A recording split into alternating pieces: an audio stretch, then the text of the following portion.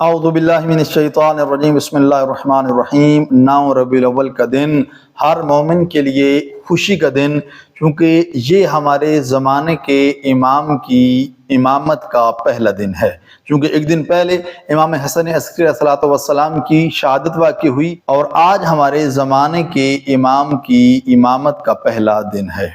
اور اس دن کے بارے میں ہے کہ جو خداوند کریم کی راہ میں خرچ کرے گا، خداوند کریم اس کے تمام گناہوں کو معاف فرما دے گا۔ اپنے اہل و عیال پر خرچ کیا جائے، عمدہ لباس پہنا جائے، اور پھر شکر پروردگار بجا لایا جائے، عبادت پروردگار بجائی لائے، تاکہ خداوند کریم اس دن کے صدقے میں ہماری تمام حاجات کو اپنی بارگاہ میں قبول و منظور فرمائے۔ دعا ہے خداوند کریم کی بارگاہ میں خداوند کریم ہمیں اپنے زمانے کے امام کے سپاہیوں میں شمار فرمائے۔ والسلام علیکم ورحمۃ اللہ وبرکاتہ۔